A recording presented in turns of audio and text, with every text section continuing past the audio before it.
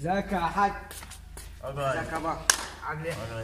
جاي لك مشروع بص هيطلعنا السما في ثانية. مشروع ايه ده؟ راح يطلعنا في ثانية، في مشاريع تطلع حتى في ثانية. بس تبعني المرة دي وانا بص خليك اغنى واحد في البلد. ماشي؟ طب قول لي نعرفه الاول بس. المشروع ان انا ايه؟ ده هنعمل جمعية ب 100,000 جنيه. تمام؟ هنقبضها الاول. ماشي. وفي مشروع بتاع الارباح، ممكن تكون سمعت عنه ولا ما سمعتش، ما يهمش. ايه الارباح ده؟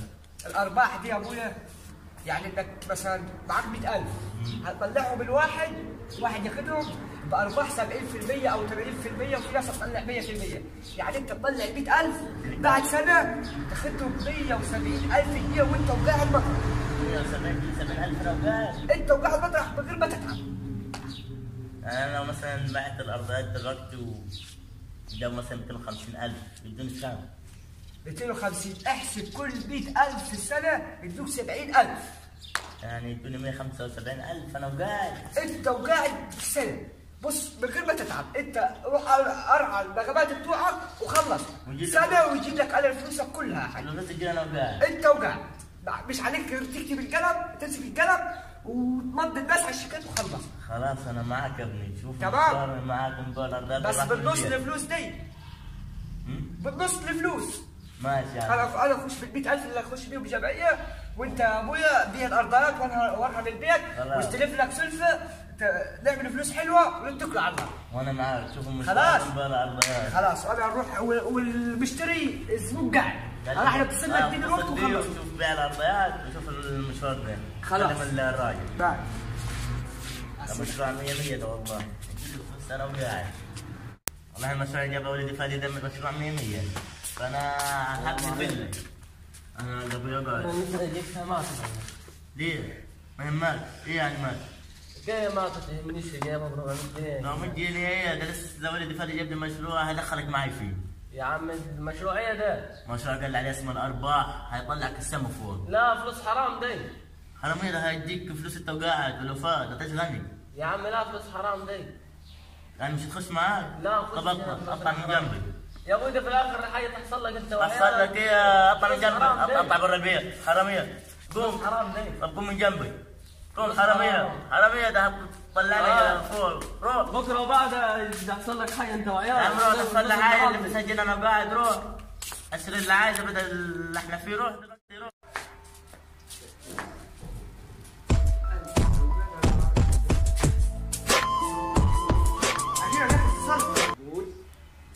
ايوه يا باشا، عامل ايه اخبارك؟ كويس؟ رب على طول. المهم انا اللي كلمتك على الارضيات دول اللي عايز تبيعهم. هم قراطين ونص. هتاخدهم على كام ان شاء الله؟ كام؟ 150,000 قراط؟ لا يا حاج لا. ده على شارع. لا ما ينفعش. طب بحبحها شويه. طب خلاص نقول مبروك. ماشي هم قراطين ونص. طب بقول لك استنى. البيت بتاعنا عايزين نهروه. انا نهر البيت بتاعك. هتقل كله مع بعضها؟ طب ماشي. طب انا هجهز لك الورق والعقود هتيجي بيتك. الخميس اللي جاي. طيب بس انا هنقبض كاش. ماشي. يلا سلام في رعاية الله.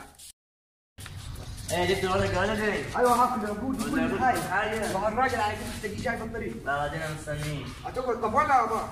عايز تقعد؟ ولدك ينفع ابوك يوقف انت تقعد؟ ماشي ابقى اعديها لك مرة بس عشان نقبض الفلوس. ماشي لما يجي الراجل ماشي الورق جاهز. مش عارف تاخر ليه ده؟ جاب فلوس كاش. كل حاجه قلت يجينا ما كاش. الكلام لما يجي.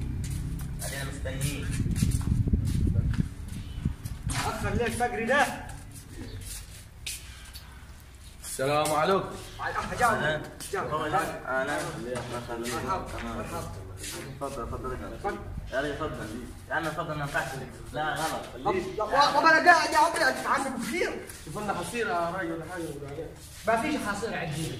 ما فيش المهم جبت اقعد يا ابايا اقعد على الارض اقعد. جبت فلوس المهم حطيت في الورق.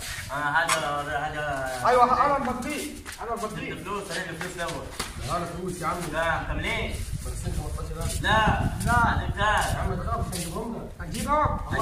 قبض الورق قبض هات. هات الورق الثاني. كم مال ورق؟ حسب الله ونعم الوكيل فيكم والله اخرتكم سوداء. يا عم روح روح يا عمي روح. اللي جابك لا باقي الصالح دي بس تمام الفلوس خلاص. هذا الكلام مع عمي غالي اسمه بعافيه. بس بص البيت معلش استحملنا اسبوع ولا حاجه يكون بقلنا الحاجات. لا براحتكم اسبوع اسبوعين براحتكم. يلا السلام عليكم. يا حاج هات راح نتصل بالواد بالرجل اللي ياخذ الفلوس دي ماشي. كلم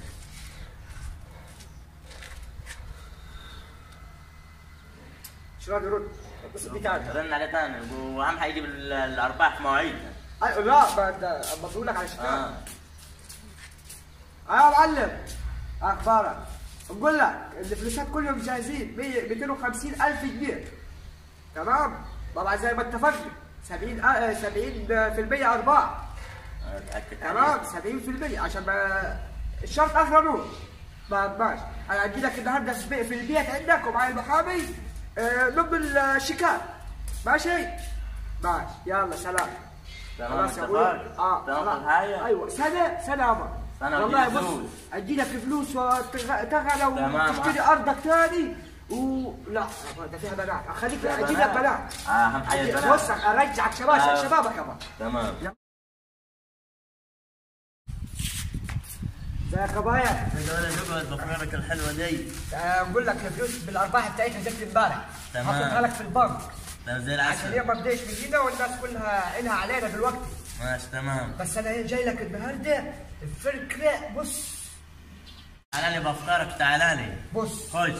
احنا دلوقتي مثلا معناش غير 500,000 مثلا.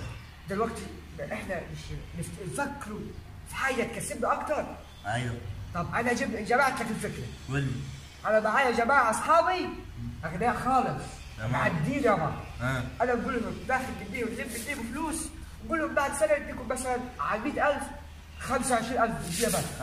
25% يعني. ايوه 25% واحنا نكسبوا كام؟ 70% يعني في مكسب حلو من غير ولا قرش. يعني 45% ناخذوها احنا وقاعدين. اي لو قاعدين برضه من غير فلوس. ايوه بس دي هي مش 100,000 ولا 200 ولا 300 نعلم لك ملايين. يعني هنطلع فوق خالص. ده فكره حلوه دي يا ولدي خش فيها. تمام انا كلمت اصحابي وقلت لهم معلش داخل بديكم الفلوس بكره. خلاص تمام خد الدفتر بتاعك والقلم. بس هي انا عامل لك انا سحبت كل فلوسنا بالبنك حطيتهم على حسابك انت يابا. تمام يا ولدي. لا سحبتهم في حسابك انت وحطيتهم على حسابي. ليه يا ولدي كده؟ انا وانت واحد يابا. لا حتى نص بالنص يا ولدي. لا ما تخاف جاي لك بالثقيل. انا اجيب شيكات مضروبه وعلى حسابك انت حسابك فيهوش ولا قرش. انا بضيف شيكات عليك انت ما تبدا الشيكات يابا. ماشي همضي. تمام يعني هتمضي. ايوه همضي. انا وانت يعني انا مش هغشك انا ولدك. ايوه قول. انا داخل بديهم ال 40,000 ال 5 6 مليون دول تمام وانت هتبدا على الشيكات. تمام وبعدين احنا اول ما ناخد الارباح دي كنت تمام ولد. بس انا كلمته النهارده راح يجيب لي فلوس. خلاص روح وظبط الموضوع ده. ماشي انت خليك مطرحك. انا رايح يجيب لك الفلوسات ونيجي في ناس راح تاخذهم منه وكلام. خلاص انا نروح انا مستنيك بالفلوسات. الواد ده خليه بايع. ايوه تعالى يا حبيب ابوك. بص دول نص الفلوس. تمام. النص الباقي حطيته تحت السرير. تمام. ماشي وطلعت حوالي مليون على الناس الراجل اللي خد يجيب المره. تمام. ماشي ولا تيجي رايح تطلع دول دلوقتي. ماشي. ضبط نية. خلاص. خلاص حاجه مني؟ لا خليك. اقول لك صح انا رايح اشتري العربيه اللي قلت لك عليها. روح اشتري اللي عايز اشتريه دلوقتي. خلاص ماشي. اي حاجه نفسك فيها هات. ماشي طبعا انا رجعت لك الفلوس اللي على حسابك كلها عشان تعرف بس. ماشي يعطيك بركه روح دلوقتي. هذا العربي اللي انت عايزه. مش عارف والله تصل بالقلقان خايف لكم في حاجه عفشه. يا بابا ليه؟ الراجل اللي عطينا له فلوس هرب، خد لي فلوس هرب. وانت اللي مضى على الشيكات، انت اللي هتتسجن، انت اللي هتتسجن يا بابا. فلوس الناس اللي خدناها وطلعناها كله ضاع. كله ضاع. ازاي؟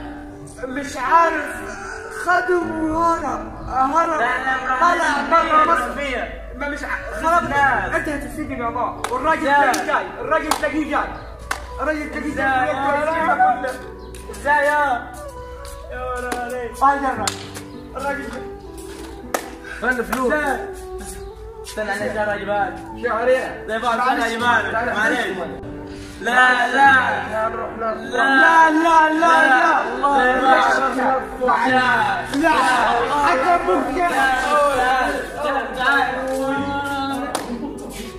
حرام فيها جنوتي. ازاي؟ هي مالك؟ الفلوس كلها ضاعت والراجل خد فلوسه وهربوا. فلوس الارباح كلها ضاعت. اما انا حضرتك والبيت حرام وضحت حاجه. انا دلوقتي سيبني روح. اما انا حضرتك روح دلوقتي. انا حضرتك وانت ما سمعتش كلامي. شفت اخرتها ايه؟ شفت اخرتها ايه؟ روح يا عمي دلوقتي روح. ضاعتك الدنيا ضايع. بس حل واحد انا اهرب. وبس كده يا شباب نكون خلصنا الفيديو. طبعا الهدف من الفيديو ان الفلوس الحرام اخرتها حرام، فهم ما سمعوش نصيحة اي حد. والارباح دي طبعا حرام، عشان انت تطلع مثلا 100,000 بالارباح 70% وانت عارفهاش رايحه فين اصلا وهتشتغل في ايه. ما اكيد ممكن 100% يعني تشتغل في حشيش، بودره، سلاح، اي حاجه، فهي حرام. انت قاعد على كرسي معزز مكرم، تمام، وفاتح له مشروع. ده مش حرام. اما انت تجيب 100,000 وتطلعها بالارباح، مثلا يا اخي توديها ديتي محتاج، مثلا جهز بنته، مثلا اشحت اصلا، مثلا عليه ديون، هياخد الفلوس دي عشان يسد الديون، فانت ما تزودش عليه مثلا تاخد لي 70,000 في سنه على 100,000. فبس ده هدفي من الفيديو، يا رب يكون عجبكم. ربنا يوري الناس ان كان سابهم مره واثنين، سابهم عشان يتعلموا ويطلعوا من اللي هم فيه، لكن ما فيش. في الاخر كل حاجه راحت، وربنا يعلم الناس يجي حرام هيروح حرام. احنا في زماننا لازم لا ينصح نصيحه لحد فكانها هيضر. وانا راح نرفع الشيكات يا صابر. راحت فلوسك يا صابر. بس كده خلصنا الفيديو يا شباب، يا رب يكون عجبكم.